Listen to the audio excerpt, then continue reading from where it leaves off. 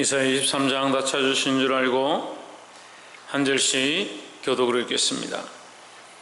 두루에 관한 경고라. 다시스의 선착들아, 너희는 슬피 부르짖을지어다. 두루가 항모하여 집이 없고 들어갈 곳도 없음이요, 이 소식이 기띔 땅에서부터 그들에게 전파되었음이니라.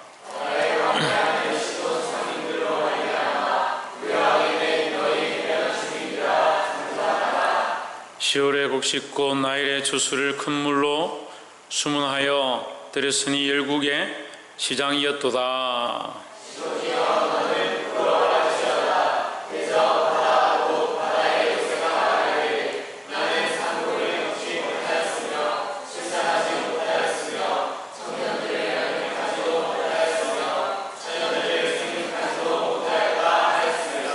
그 소식이 애굽에 이르면 그들이 두루의 소식을 인하여 통도하리로다.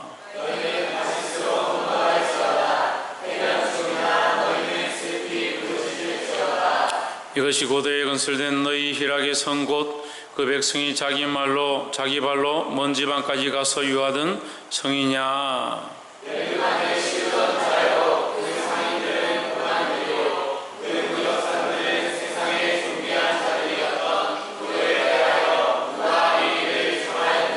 만군의 여호와의 정하신 것이라. 모든 영광의 교만을 욕되게 하시며 세상의 모든 존귀한 자로 멸치를 받게 하려 하심이니라.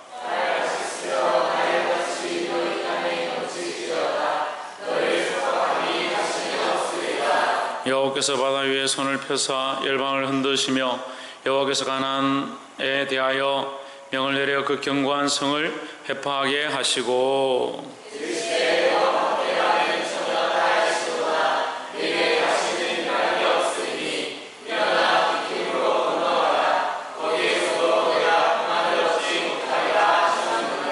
갈대아 사람의 땅을 보라. 그 백성이 없어졌나니 곧 아수르 사람이 들짐승에 가는 곳이 되게 하였으되 그들이 망대를 세우고 궁전을 흘러 항목케 하였느니라.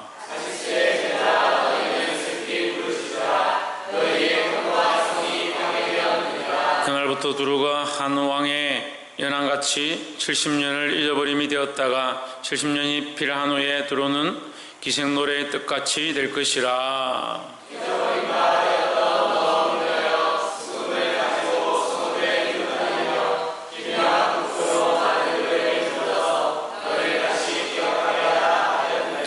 (70년이) 필요한 후에 여호와께서 두루를 금고하시리니 그가 다시 치리하여 지면에 있는 열방과 음란을 행할 것이며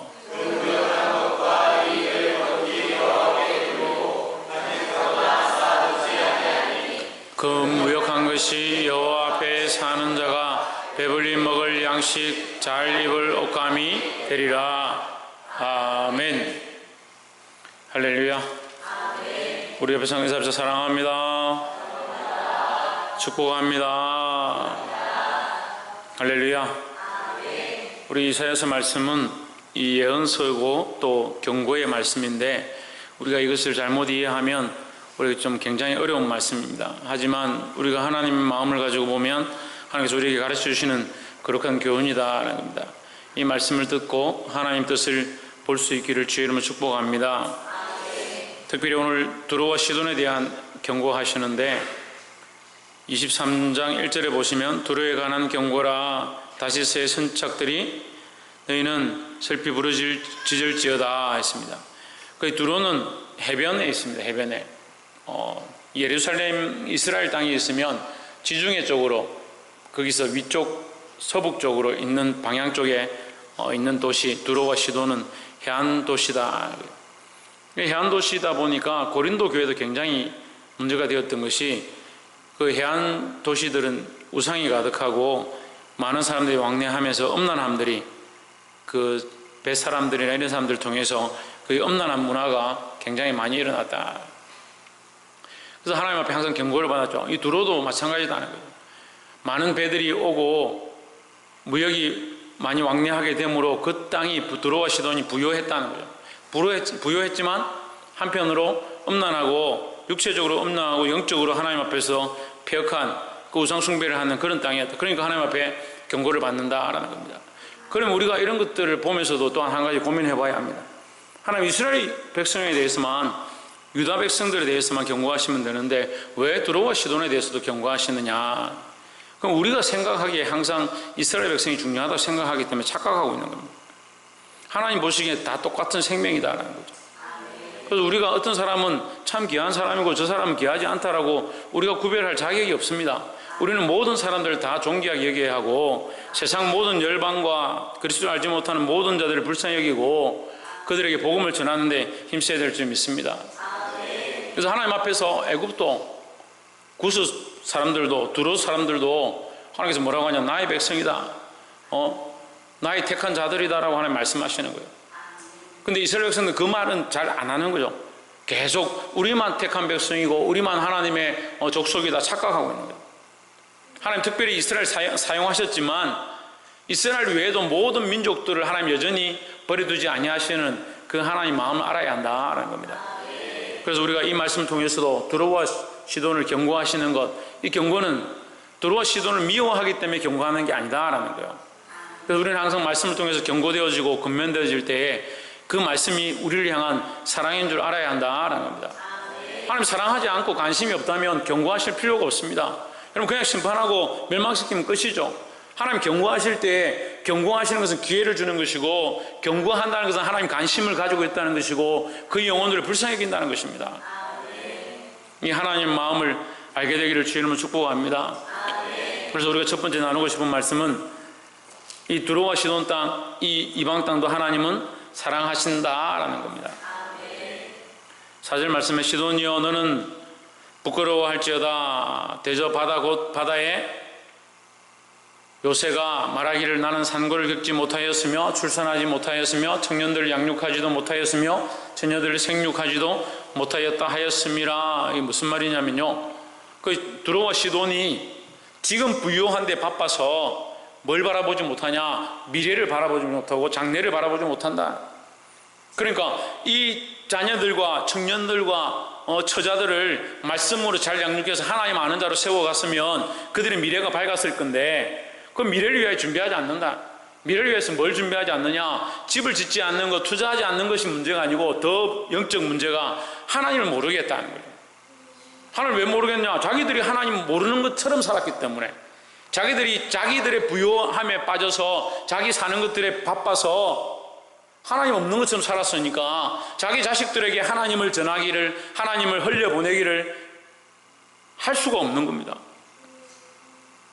여러분 우리가 믿음 안에 있지 않으면요, 우리를 통하여 우리 후손에게 말씀을 통하여 하나님의 능력들이 흘러가지도 않고 영적 역사들이 나타나지도 않고, 우리 조상들이 아이들을 얻고 전쟁통에도 무릎을 꿇고 하나님 앞에 피눈물 나는 기도를 하고 중보했던 그 모습들을 기억한다면 우리도 또한 이 시대에 하나님 앞에 무릎 꿇고 자녀들을 위하여 다음 세대를 위해 기도해야 되는데 우리에게 그런 마음이 없어요. 그런 마음이. 다시 돌아보면 우리 자녀에게 그런 마음이 없다. 왜 없느냐, 자녀가 문제가 아니라 이 부모가 그 미래 세대를 위하여 내가 믿음으로 살지 않은, 내가 믿음을 흘려보내지 못한, 내가 하나님 앞에 무릎 꿇고 이 영혼을 위해 눈물로 기도하지 못한 나의 문제다라는 거죠.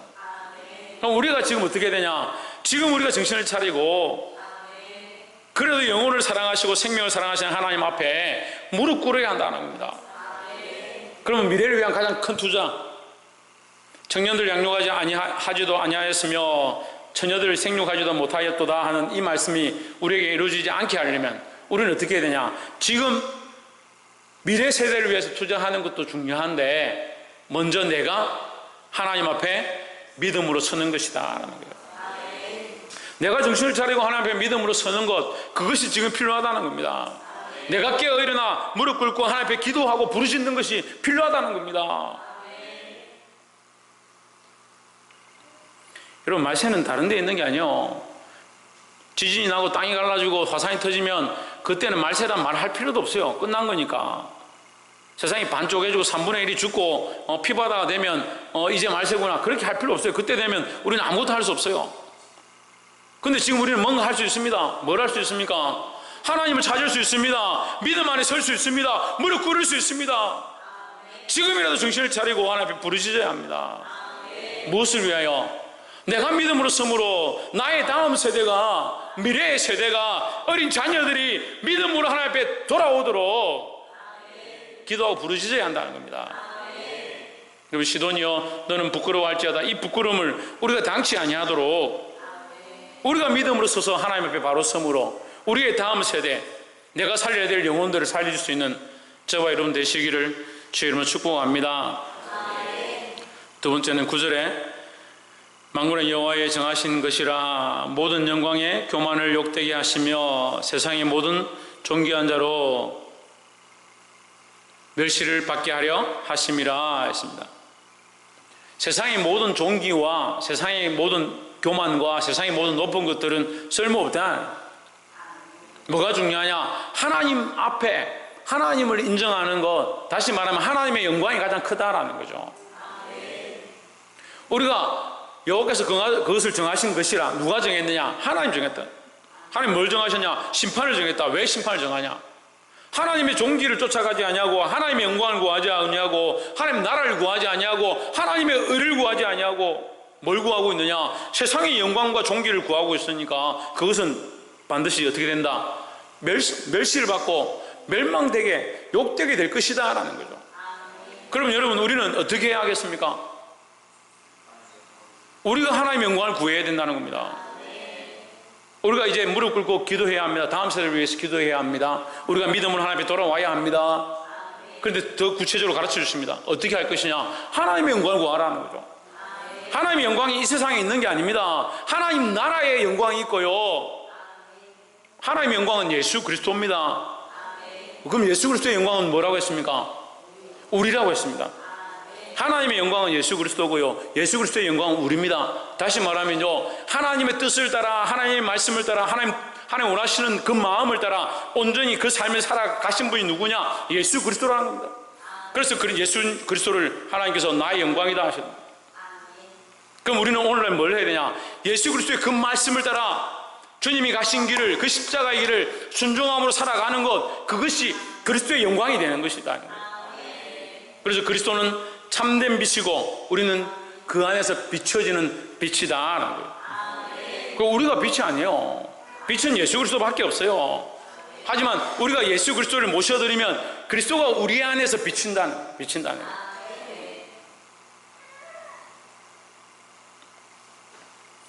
세상의 헛된 영광, 세상의 헛된 교만들을 구하지 말고 하나님의 영광, 하나님의 존귀하심을 구할 수 있는 저와 여러분 되시기를 주의 이름으로 축복합니다.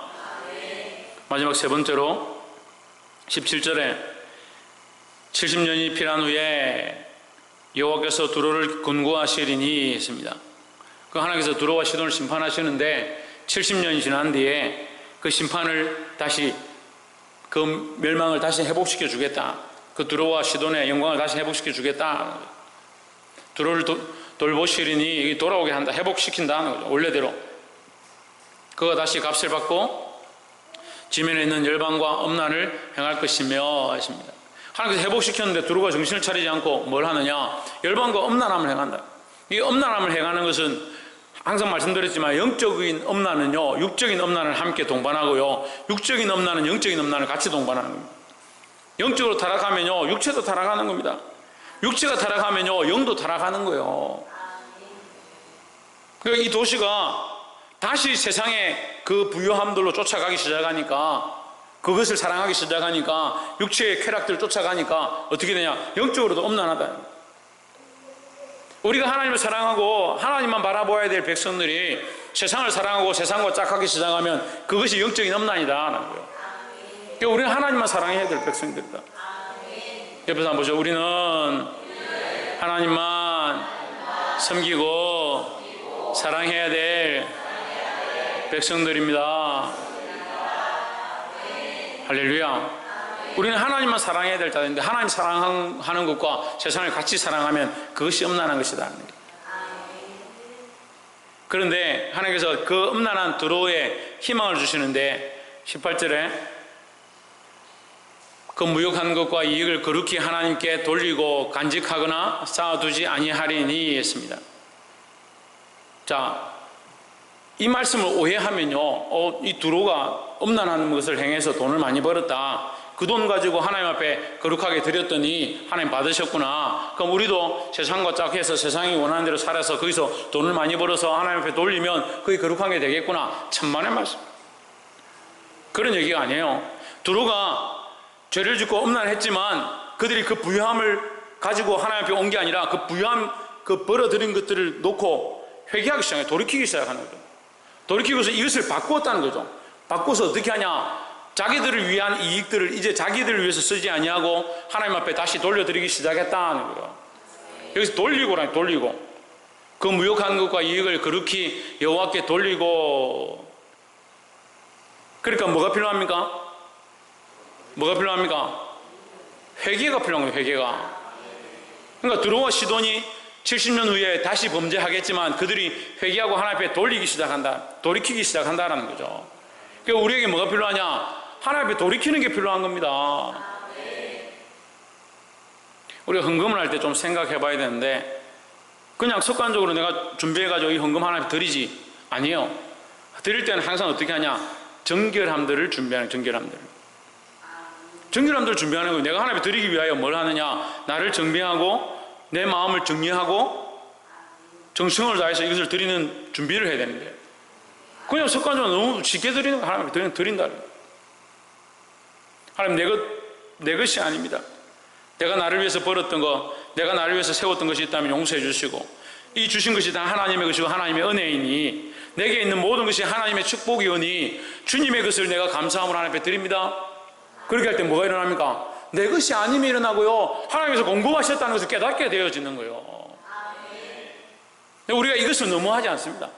그러니까 계속 어떻게 합니까? 드리는 것이 아깝고요, 내 거 하나님 앞에 드리는데 내보다 안 드리는 사람들 얼마나 많은데 내가 이만큼 드리는데 내보고 뭘 하냐, 그런 생각들을 하게 되는 거예요.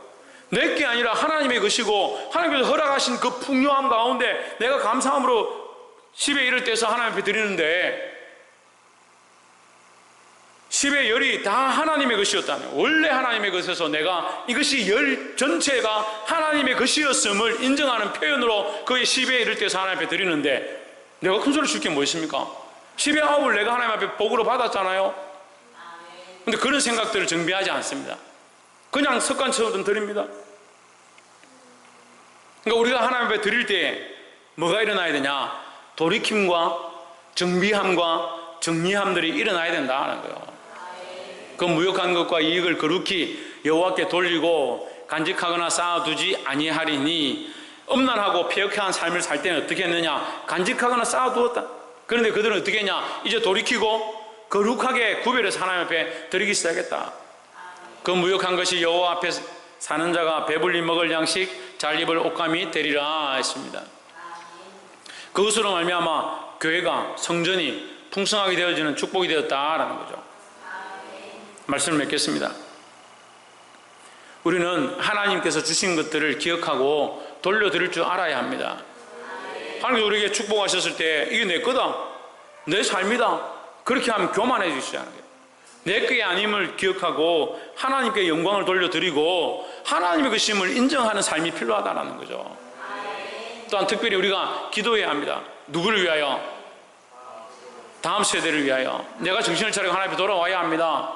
누구를 위하여? 다음 세대를 위하여, 다른 영혼들을 위하여, 죽어가는 자들을 위하여 깨어나야 된다는 겁니다. 우리가 하나님 앞에 정신을 차리고 돌아올 때 반드시 일어나야 될 가장 중요한 것이 뭐다? 하나님께 온전한 영광을 돌리는 것이다 하는 거죠. 그 하나님께 영광을 돌리게 되면 또한 우리가 돌려야 될 것들, 하나님 주신 것들을 돌려드리게 되어 있는데, 감사함으로 돌려드리는데, 이 돌려드릴 때 이 재물과 이 삶의 모양만 드리는 것이 아니라 실제로 뭐가 일어나야 된다? 회개와 돌이킴과 정리함이 일어나야 된다 하는 겁니다. 그래서 우리 삶을 정비하고 정결케 하고, 내가 나 된 것은 나의 능력이 아니라 하나님의 은혜인 줄 깨닫고 감사함으로 하나님 앞에 드리며 날마다 다른 영혼들을 위해서, 죽어가는 자들을 위해서 기도할 수 있는 저와 여러분 되시기를 주의 이름으로 축복합니다. 기도하겠습니다.